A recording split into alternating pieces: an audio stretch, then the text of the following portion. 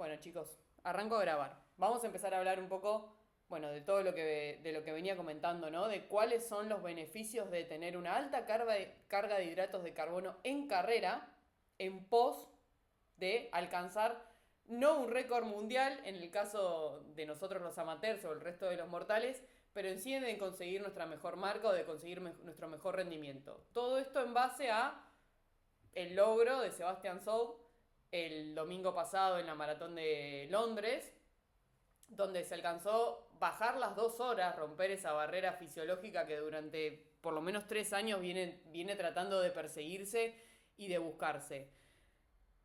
En función de qué, creo yo, de esto, de simplemente pasar a los límites humanos, de probar algo que nunca se llegó a hacer y de que las veces que se llegó a hacer fue gracias a ajustando términos de la carrera que eran ajustables.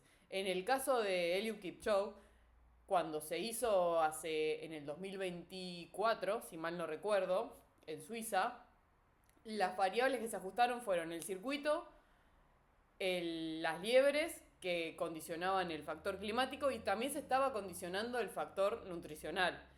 Creo yo que lo que se alcanzó hoy por decir en este presente, es todavía ir un poquitito más allá de esto, ¿verdad? También hay de entrenamiento sobre estos umbrales fisiológicos que se vienen entrenando y trabajando, tanto como en Sebastián, como en el segundo, que si mal no recuerdo el nombre es Kejelcha. Se está estudiando mucho la nutrición y el día a día de los atletas, no solamente la carga de nutricional, sino también la carga de recuperación, o sea, un montón de factores que vienen a ser puntapié de esto. Y nosotros, el resto de los mortales, los amateurs, estamos en función de las cosas que se van aprendiendo y contextualizando en el campo profesional porque nos permiten a nosotros mejorar hasta donde nuestros límites están, mejorar nuestra vida diaria, ¿sí? Y mejorar nuestra nutrición y nuestra recuperación muscular. Que el entrenamiento se trata de eso, ya no hay tantas, en realidad nunca lo hubo, ¿no? Pero no hay tantos secretos en cuanto a el entrenamiento en sí, porque en base de la fisiología del ejercicio, los mayores avances han estado en estos últimos 20 años en función de la nutrición y la recuperación, no en función del entrenamiento. Del entrenamiento no cambió nada. Sí es verdad que se han ajustado algunos términos y se han inventado por ahí nuevas tipologías o nuevos planteos de estructura de entrenamiento a largo plazo, pero no cambió nada. Sigue siendo exactamente lo mismo. Y uno puede llegar a Roma, como digo siempre, a través de los mismos caminos. A través de por ejemplo, 3 diferentes caminos se puede llegar, ¿sí? A preparar un maratón, por ejemplo, de diferentes formas. Ahora, bien, ¿qué cambió? Bueno, esto. Las altas cargas de hidratos de carbono, algo que antes no se usaba. ¿Sí? En carrera, en entrenamiento, los atletas a lo sumo se consumían geles, pero no se llegaban a consumir más de 4 geles en carrera, y estoy hablando en términos profesionales. Las bebidas isotónicas eran la Gatorade y Powerade, o las marcas internacionales, pero no había utilización, no había desarrollo tecnológico de la nutrición. ¿Por qué se necesita llegar a cargas tan altas de hidratos de carbono? Es la pregunta a puntapié con la que quiero empezar a hablar. ¿Por qué? ¿En qué función cumple una nutrición altamente concentrada en glucosa para mejorar nuestro rendimiento? Básicamente porque cuando uno corre más fuerte, un maratón, todo esto en prueba de maratón, ¿verdad? No estamos hablando en menor distancia, sino en la distancia de maratón, planteándonos desde 2 horas hasta 3 horas y media. No ir ni más lento de eso, ni más rápido de eso, porque tampoco más rápido hasta ahora se ha podido, más de 1,59,30. Altas cargas de hidratos de carbono. Para un dominio fisiológico, eh, entre el umbral, más cerca del umbral 2 y más lejos del umbral 1, siendo umbral 1 cuando salimos de la zona aeróbica cómoda, por así decirlo, una aeróbica suave, un aeróbico donde el cuerpo puede producir energía en un 90% a través de las grasas, donde en realidad no estamos hablando de ritmo maratón, sino en un cuadro de conceptualización de cada atleta podría ser un ritmo suave, un ritmo regenerativo. Pasando ese primer umbral ya estamos en esa zona 2. Esa zona 2 que se maneja desde el umbral 1 hasta el umbral 2, donde atravesamos el umbral de lactato, donde empezamos a entrar en el umbral de lactato antes de llegar a nuestro VO2 max, es donde se corre un maratón. Depende la experiencia del atleta en prueba de maratón y depende también el entrenamiento que tenga un atleta en general, es donde más cerca puede llegar a correr un maratón del umbral 2. ¿Qué quiero decir con esto? Un maratón es una prueba donde fisiológicamente podemos estar o yendo muy suave de nuestra capacidad, porque es lo que nos permitió nuestro entrenamiento, o podemos estar yendo al límite donde si nos pasamos un poco, la producción de lactato es tan grande que el cuerpo no puede remover todo el producto metabólico de residuo que se produce cuando hay demasiado lactato en sangre, no lo puede remover a tiempo. Y ahí es donde entramos pasamos ese umbral de lactato y es donde no podemos sostener el ritmo, porque es un ritmo que tenemos más demanda fisiológica de la que podemos abastecer. Entonces, para poder llegar a correr en esa zona sin pasarnos de ese borde y poder abastecerlo a por lo menos 2 horas de carrera, necesitamos una alta carga de hidratos de carbono, porque parte de lo que consumimos no es solamente, la energía que estamos usando en ese momento no es solamente a través de nuestras reservas de hidratos de carbono, de reservas de glucógeno, sino a través de la glucosa que entra en el momento que está en el plasma y que se utiliza, ¿sí? Acá voy a romper con un mito que muchas veces se dice que lo que uno consume en carrera va a rellenar las reservas de glucógeno. La realidad es que solo un 1%, 1 o 2% va a rellenar esas reservas de glucógeno. Si uno está corriendo el maratón más cerca del umbral 2 que del umbral 1, como expliqué anteriormente, eso que mete en su cuerpo va directamente al plasma y de ese plasma va directamente a usarse, ¿sí? No va a las reservas de glucógeno muscular. Esas reservas de glucógeno muscular es importante que lleguen llenas para que, en primer lugar, cuando nosotros las vayamos usando, el completo vacío tarde más en llegar y los hidratos de carbono que estamos usando en el momento vayan a abastecer la demanda fisiológica que estamos teniendo en ese momento. Bien, ¿cuánto necesita realmente cada atleta? ¿Sí? Porque acá nace la pregunta de, bueno, yo corro 4 horas el maratón, y acá no voy a juzgar a nadie, o sea, no es juzgar el tiempo, sino juzgar el dominio fisiológico en el que el atleta está. Porque si vos me planteás un atleta de 80 años, ¿sí? Maratón número 50, va a correr en 4 horas el maratón, por la vida que tiene, por la capacidad física que tiene y la edad que tiene, probablemente 4 horas el maratón es una prueba donde lo está dando todo, por decirlo sana y criollamente. Y en el estar dándolo todo, es que ese atleta, dada su edad, probablemente esté mucho más cerca del umbral 2 que del umbral 1, también por su nivel de entrenamiento, porque entrenó toda la vida. Ahora bien,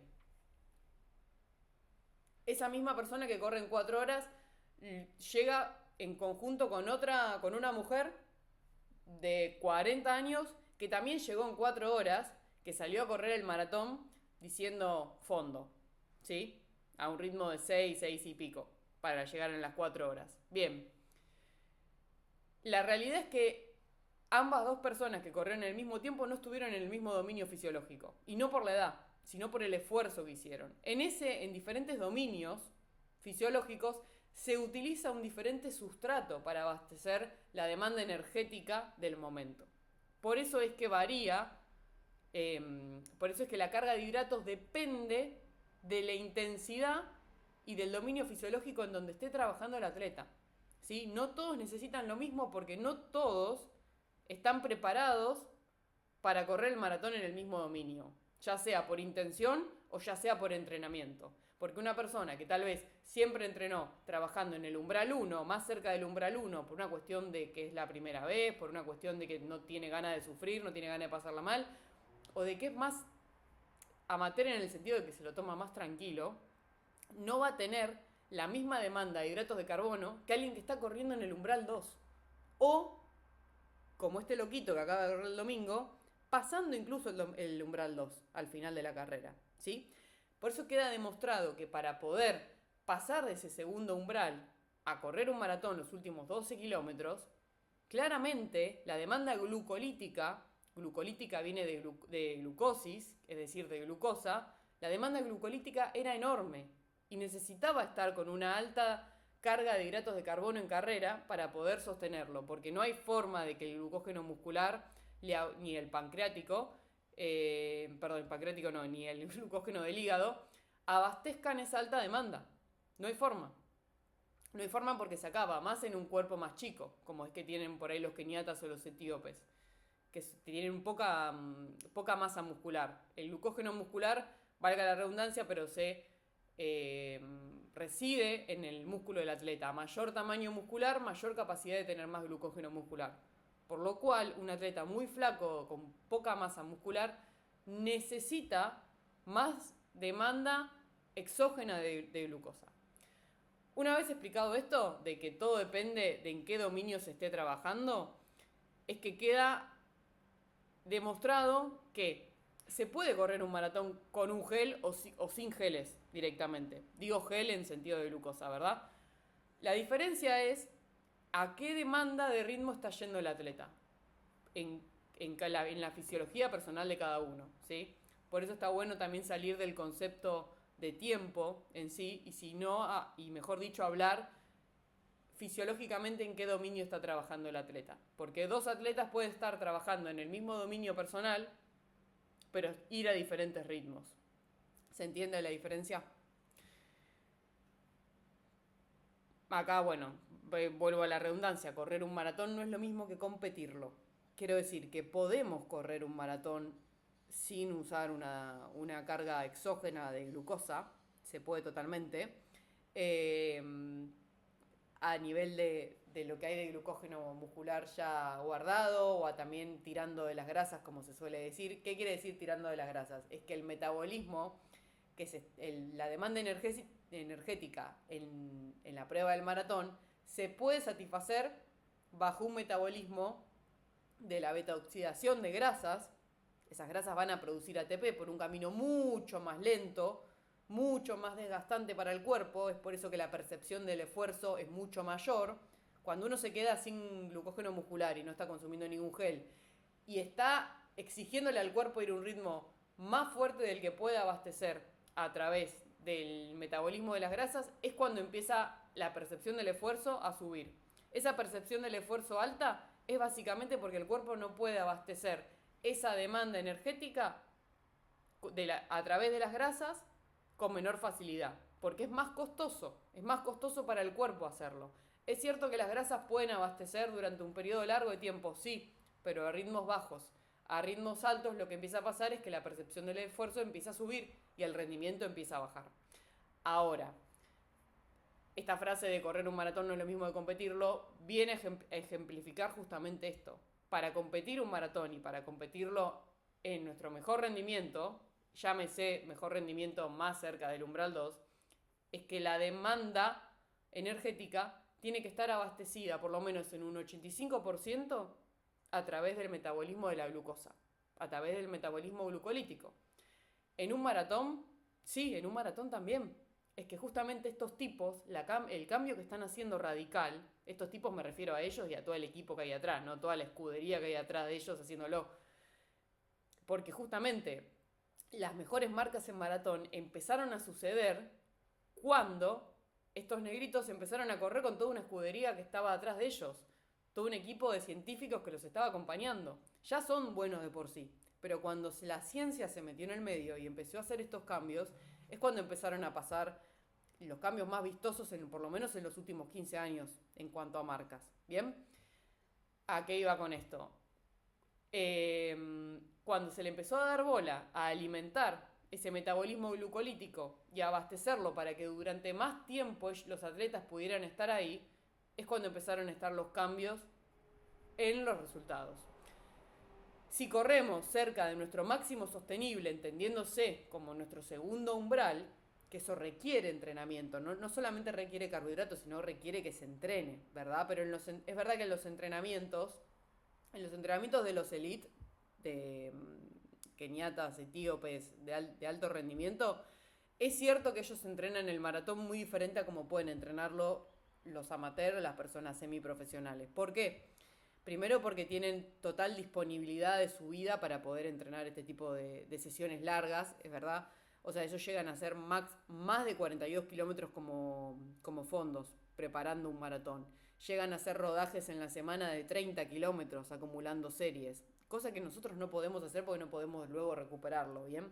Pero si pudiéramos hacerlo, estaría buenísimo en primer lugar. Y en segundo lugar, podríamos trabajar esta demanda glucolítica durante más tiempo. ¿Por qué? Porque no es solamente correr, abastecer al cuerpo de hidratos de carbono, sino enseñarle al cuerpo a poder utilizar una alta demanda de hidratos de carbono durante más tiempo. ¿Qué quiero decir con esto? Uno puede entrenar al sistema digestivo de cuántos hidratos de carbono va a meter y aprender a usarlo. Ahora lo siguiente que hay que entrenar es a que el cuerpo entienda que durante todo este periodo de tiempo tiene que usar el metabolismo de la glucosa. ¿Se entiende la diferencia? O sea, no es solamente meter y enseñarle al cuerpo a poder digerirlo, sino meter y enseñarle al cuerpo que lo tiene que usar durante todo este periodo de tiempo.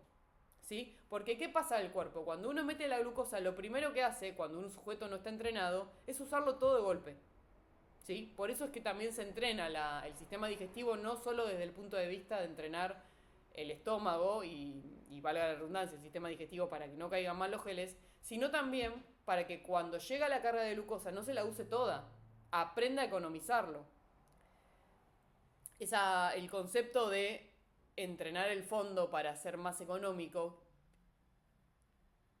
científicamente significa generar más mitocondrias dentro de nuestras células para poder producir mayor energía a través de las grasas y que esa mayor energía a través de las grasas venga a compensar la necesidad que hay de utilizar toda la glucosa de golpe. Entonces, ¿qué pasa? Un sujeto más entrenado sabe utilizar la glucosa exógena económicamente porque tiene un buen uso de las grasas, del metabolismo de las grasas en su propio cuerpo. Sé que son conceptos difíciles, si hay alguna duda, interrúmpanme porque es para poder ir siguiendo el hilo y que se entienda todo. Pero alguien muy entrenado, por ejemplo estos tipos, tienen no solamente una buena utilización de la glucosa exógena, sino que también tienen una buena utilización de las grasas. Ambas cosas entrenadas, sostenidas en el tiempo. Eso es lo importante. ¿Cómo nosotros los santos mortales podemos trasladar esto a nuestros maratones? Bueno, cuando el sujeto está bien preparado, ¿verdad? Y el entrenador sabe que se puede recuperar bien de las sesiones de alta densidad, como le digo yo, es haciéndolo trabajar más tiempo en los ritmos incómodos. Porque cuanto más tiempo trabaje en los ritmos incómodos, va a economizar la energía que va a estar usando. Y si en esos ritmos incómodos, donde va a estar trabajando mucho tiempo, además empieza a utilizar la nutrición en carrera, una alta demanda, una alta carga de hidratos de carbono en entrenamientos, le va a enseñar a su cuerpo a que eso que entra no se lo consume todo de golpe, lo economiza. Lo economiza porque tiene además todo un equipo de, imagínense, tipo minions, que vendrían a ser las mitocondrias, generando energía a través de las grasas. Ese es el concepto. Bien. Glucosa más fructosa. ¿Por qué combinar las fuentes de hidratos de carbono? Voy a tratar de explicarlo esto de la forma más infantil posible para que lo puedan imaginar y que también explicar que también es uno de los avances que hubo en estos últimos 10 años. Hasta hace 10 años atrás, 10, 12 años atrás, los geles, las bebidas deportivas siempre eran de un solo tipo, de una sola fuente de hidratos de carbono.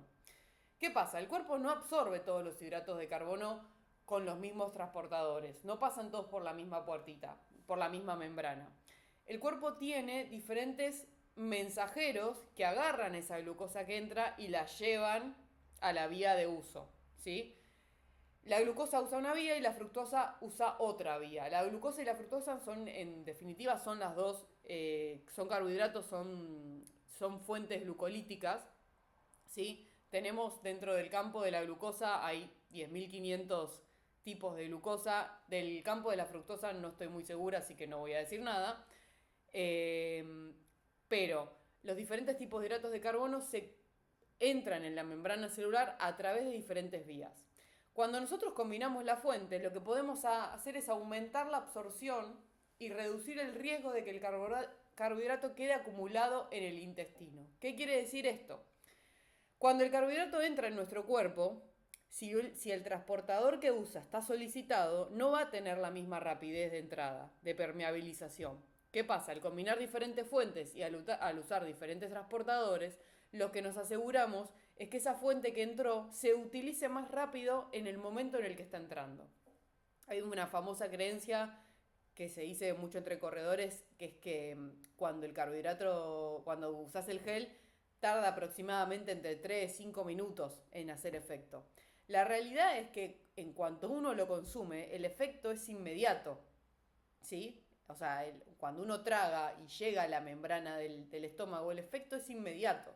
Lo que pasa es que todo lo que tragamos no entra todo de una, ¿sí? O sea, toda la glucosa que entra, por ejemplo, 20 gramos de hidratos de carbono, podría ser 20 a 22, que es lo que suelen traer los geles, no se absorben todo de una. Sí es verdad que el efecto es automático, es inmediato, no tarda ni 3 minutos ni 5, es inmediato. Lo que pasa es que hasta que se acumula toda la absorción de ese gel, hasta que por lo menos 10 gramos de hidrato de carbono se permeabilizan y entran, ahí sí pasan 5 minutos, como para que haga efecto esa acumulación. En fin, quédense con que no tarda ni 5 ni 3 minutos, es inmediato. Lo que pasa es que tal vez a los 3 5 minutos, depende el tipo de tecnología que tenga el gel. Hoy en día casi todos los geles, salvo los de mala calidad, tienen la combinación de glucosa más fructosa o de maltodextrina más fructosa. Por eso les digo, la glucosa puede venir bajo otros nombres que no sean glucosa, ¿sí? Que de hecho la gran mayoría de los geles de alta calidad combinan fructosa con glucosa. Perdón, combinan maltodextrina con fructosa. Como en el caso de los geles más comunes, que fueron también los que se usaron este fin de semana, los Maurten. Aunque el fin de semana se utilizó la isotónica de Maurten, que es lo mismo. ¿Sí? Ahora vamos a hablar igual también de la permeabilidad de los líquidos frente al gel. Eh, pero al combinar los dos, lo que se hace es acelerar la vía de acceso. Hay también ahora, yo no lo he probado hasta el momento, pero hay otros tipos de glucosa que se suelen hacer combinar tres fuentes de hidratos de carbono para mejorar esto, la oxidación y el transporte, la permeabilización. Ustedes siempre que vayan a buscar un gel traten de buscar alguno que tenga combinado. Incluso ahora se está usando todo lo que es almidonado porque se dice que tiene una mejor digestión, ya que el almidón viene predigerido, ¿sí? Son conceptos por ahí más avanzados que de todas formas, yo siempre digo, si uno entrena el sistema digestivo durante un largo periodo de tiempo, se puede llegar a tener una buena digestión a lo largo de toda la carrera. También hay que plantearnos que esta gente está, digamos, esta gente, me refiero al alto rendimiento, corren la maratón en 2 horas, lo que para nosotros es realmente, en competición tal vez son 30 kilómetros, depende del ritmo de cada uno, pero si hacemos un promedio son 25, 30 kilómetros. Ellos corren la maratón entera en 2 horas, por lo cual nosotros estamos 3, 4 horas tragando geles y ellos están simplemente 2 horas tragando geles.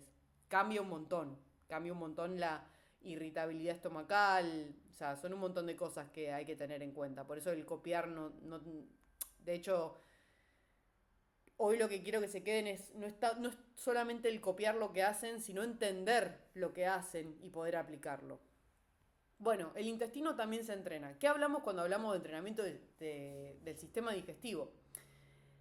El entrenamiento del sistema digestivo no es solamente saber qué gel nos cae bien, sino enseñarle al cuerpo, como decía antes, a ese hidrato que recibe, que entra de afuera, saber aplicarlo, no consumírselo todo de golpe. ¿Sí? Porque lo primero que le pasa a un cuerpo desentrenado es que la carga de glucosa que entra de afuera se la utiliza, se la quema en el momento. ¿Sí? El decirle, cuando uno digo decirle al cuerpo es tipo demostrárselo a través de los entrenamientos, ¿verdad? Cuando constantemente estamos haciendo entrenamientos con carga exógena de glucosa, lo que le decimos al cuerpo es, che, quédate tranquilo que esto va a seguir entrando. No estamos en déficit, no estamos en sobreviviendo, esto va a seguir entrando. Así que no te lo tenés que quemar todo de golpe. Lo digo un poco medio infantil, pero es que en todos los procesos fisiológicos y biológicos del cuerpo sucede esto. Cuando el cuerpo tiene como un sensor, una alarma, cuando hay algo que está en déficit, cuando hay algo que está en falta, lo que hace es reservar. Ahora, cuando las cosas dejan de estar en falta y están constantemente entrando, el cuerpo entiende, el sistema nervioso central entiende que no hay déficit, que lo puede usar, que lo puede usar y que no necesita ni quemárselo ni economizar. Bien, a eso voy. Y en paralelo uno entrena el sistema del metabolismo de las grasas. Bien, volviendo, recibir hidratos sin irritarse. ¿Qué pasa? Cuando un intestino no está trabajado, no sabe cómo es esa permeabilización o es todo nuevo la permeabilización del azúcar, que el azúcar suele irritar mucho el sistema digestivo, suele también crear ciertos patrones, enfermedades patológicas digestivas, especialmente cuando el estómago está vacío y recibe de repente glucosa. Por eso es muy importante también que previo a meterse una buena cantidad de geles o de glucosa exógena, llámese en bebida deportiva, no esté el estómago vacío. Porque un estómago vacío es mucho más sensible frente a lo que viene, frente al azúcar que viene de afuera. Eso también se entrena. Bien, y eso es encontrar cada uno cuál es el tipo de gel que mejor digestión tenga, pero también saber que depende cómo esté el estómago previamente, es como va a tener esa respuesta fisiológica, esa respuesta biológica, mejor dicho, frente a la entrada. Entonces, recibir hidratos, absorberlos, como que absorberlos lo que decía antes.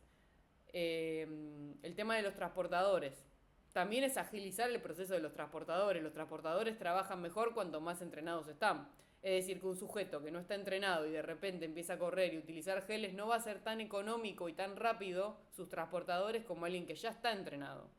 Tolerar la concentración de glucosa. ¿Qué quiere decir tolerar la concentración de glucosa? Justamente lo que hablaba de la irritación del estómago. O frente a una alta carga de glucosa que entra en el estómago, tiene una irritación mayor que a una persona que ya lo viene entrenando, ¿sí? Porque la alta carga de glucosa genera una irritación. Ahora bien, se puede plantear hacer un entrenamiento, hacer una preparación del sistema digestivo en etapas, donde una primera etapa sean 2 fines de semana saliendo y consumiendo 1/3 de gel en cada parte del fondo. Y después avanzando a medio gel en cada parte del fondo, hasta que en algún momento uno puede llegar a tolerar un gel todo de golpe. ¿Qué es lo que hace la gran mayoría? Entrena con medio gel o entrena con 1/3 de gel y en carrera quiere clavarse un gel entero. Y obviamente que en la carrera el cuerpo te va a patear el gel entero a la mierda, perdón la palabra. Pero es justamente eso, o sea, la concentración de esa glucosa toda de golpe en el estómago se entrena. Hay formas de paliarlo un poco más, sí, obviamente con el estómago, sin el estar con el estómago vacío ayuda. Con líquido también ayuda, porque el líquido lo que hace es que se pueda permeabilizar mejor esa concentración de glucosa o que venga más desconcentrada, en realidad más diluida.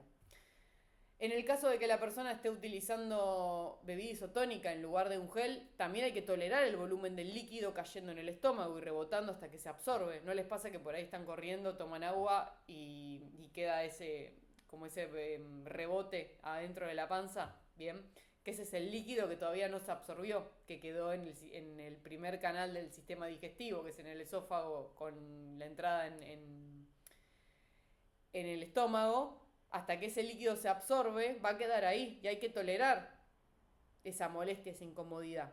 No sé, la verdad no me voy a mentir, pero no sé si es que el cuerpo biológicamente puede mejorar su absorción, si eso es algo que uno frente a empujarlo lo pueda mejorar o no, pero la realidad es que la tolerancia a esa incomodidad también se entrena.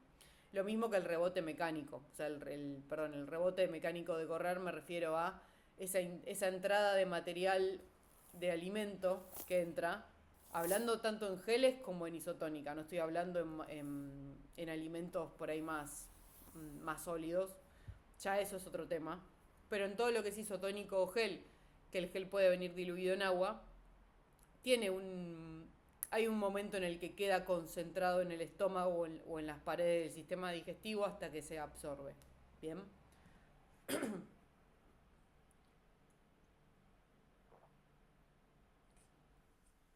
Bien. Esto es un poco lo que decía antes. La mejor estrategia no es copiar lo que hacen los mejores, sino tomarlo como referencia y poder aprender de lo que están haciendo. Por eso hice mucho hincapié en el principio en decir lo que cambió de antes a ahora, básicamente es la ciencia que se le da a la nutrición, el trasfondo y el acompañamiento, tanto en entrenamientos como en competencia que se le da. Les miden todo, les pesan todo, el agua que le dan, para que se den una idea, a los élites en las carreras tienen una hidratación, tienen puestos de hidratación especiales, donde ya tienen su bebida preparada. La gran mayoría usa bebida isotónica, no usan geles y se las dan en ese momento. Y no es que se toman toda esa caramañola de 500 mililitros que les dan. Lo que preparan ellos, yo esto me lo pregunté en un momento, por eso lo averigüé, si ellos saben que van a tomar, por ejemplo, 3 sorbos, porque además también los que son bastante criteriosos lo hacen así, si van a tomar nada más que 3 sorbos, ellos saben cuánta cantidad de líquido entra en 3 sorbos. Entonces, en esos 500 mililitros de botella, lo que preparan es, o la dejan vacía solo para que entren los 3 sorbos, pero en realidad no conviene por una cuestión de succión de la botella, lo que conviene es dejarla llena. Lo que hacen es prepararla para que esté tan concentrado que en esos 3 sorbos agarren la cantidad de hidratos de carbono que quieren usar en esa toma de glucosa que están teniendo en ese puesto de abastecimiento.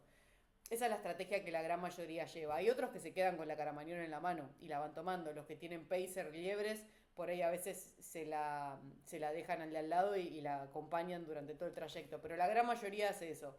Toma en un alto concentrado lo que tiene que tomar. No es que toma los, ejemplo, 100 gramos de hidrato de carbono todo en una toma. ¿Sí? Todo en 200 en 500 mililitros. Sino que lo toman en tomas más concentradas. Esto venía bueno, nada, a que no hay que copiar exactamente lo que hacen, sino al criterio que están teniendo, que es prestar la atención al entrenamiento del sistema digestivo y a las altas cargas, y a saber que si la persona está corriendo más cerca de su segundo umbral, que cómo darte cuenta si estás corriendo más cerca de tu segundo umbral, en primer lugar, porque el ritmo del maratón es un ritmo que está mucho más cerca de tu VO2 max, de tu volumen máximo de oxígeno, que de tu ritmo suave. Si vos estás planteando correr el maratón en un ritmo suave, que no pasa tanto por la percepción de esfuerzo, sino porque la percepción de esfuerzo cambia según la cantidad de entrenamiento que tenés encima. Porque justamente, cuanto más entrenás, vos lo que haces es que tu percepción de esfuerzo esté cada vez mucho más arriba. Entonces vas a poder estar en un segundo umbral con la misma percepción de esfuerzo que tal vez tenga alguien poco entrenado en su primer umbral corriendo un maratón. Pero para darte cuenta que estás corriendo ser en tu umbral 2 es porque estás muy cerca de tu ritmo máximo. Si vos hicieras hoy una prueba de 3000 metros, te daría, ejemplo, a ritmo de 350, y si tenés muy entrenado tu segundo umbral para correr un maratón, vas a estar corriendo tranquilamente tu maratón a 420. Y no hay tanta diferencia de ritmo entre ambos. Y vos me decís, bueno, pero un 3000 no puedo bajar de 350 kilómetros y un maratón estoy a 420. Sí, si estás muy entrenado en tu segundo umbral, que es como deberías estarlo para correr un maratón, vas a poder tolerarlo. Y sin embargo no vas a poder bajar de 350 en el 3000. Son también diferentes atletas, ¿no? O sea, pueden llegar a diferentes lugares. Pero todo depende del entrenamiento que tengan. Hasta acá la teoría. Acá lo que quería hablar un poco era de los descubrimientos que fui teniendo yo misma a lo largo de mis maratones. La realidad es que no soy una persona que tenga problemas digestivos. Me ha pasado, sí, esto que les decía como ejemplo, de hacer la gran tontera de correr, de entrenar para los maratones usando medio gel y en carrera queriéndome meterme un gel entero. Y obviamente en los primeros 2, 3 geles no hay problema. El tema es a partir del cuarto, quinto gel, donde ya ese asco o esa no sé si retención, pero rechazo por lo dulce, por la ingesta, es mucho más fuerte. Y ahí esperar poder digerir un gel entero sin quererlo, pasando el cuarto, quinto gel ya es difícil, ¿no? Y a eso fui aprendiendo a lo largo de los maratones. También fui cambiando. Me acuerdo que en el primer maratón de Chicago me había comprado los geles Goo Liquid, que están buenísimos. El tema es que son envases súper altos, súper grandes digo, y que además al abrirlo, al ser tan líquido, es muy difícil que se quede en el envase. Más allá de que uno consuma el gel, por ahí de plantear esto, consumir el gel entero cada vez que uno lo abre, igualmente era tan líquido que salía borbotones por la apertura que le hacía. Una después ya vas aprendiendo de, bueno, tengo que hacer una apertura mucho más chica, pero igual hay un punto en el cual es un poco incómodo. Los geles más espesos en ese sentido no pierden, no salen a medida que uno va corriendo, no se van perdiendo, pero sí es verdad que a nivel digestivo requieren que tomes agua y a veces tomar agua en las carreras genera genera esto, el efecto del rebote interno, que queda atragantado, que uno traga líquido. Yo siempre digo es encontrar el gel que más entrenado tenés, que a nivel textura te es mucho más cómodo y que te pueda permitir no tener que tomar agua mientras estás usándolo, que el agua venga después. Y otra cosa muy importante, que no lo anoté, pero está buenísimo decir, eh, cuando uno toma el gel y toma agua, no tiene que ser tomar el gel entero, todo un golpe, y después tomar 3 litros de agua. Porque ¿qué pasa? Hay una cuestión de osmolaridad y de absorción, que el agua tiene una velocidad de absorción diferente a la del gel. Entonces, ¿qué pasa? Si queda el gel en el medio con el agua y el agua se absorbe y el gel no se absorbe y una parte del agua se absorbió y otra quedó encima haciendo presión, ahí es donde empieza el malestar digestivo. Y donde por ahí uno empieza, no sé si les ha pasado corriendo, de que por la tráquea te sube y te baja el gel, te sube agua, te baja algo, o te sube el sabor, el gusto, sentís que quedó algo atravesado en el medio. Ese es el problema de combinar el agua con el gel en diferentes proporciones, no sabiendo la velocidad de absorción que tienen cada uno diferente, ¿no? ¿Qué es lo mejor que podría hacer uno? En primer lugar, plantearse tomar, si va a usar geles, plantearse tomar el gel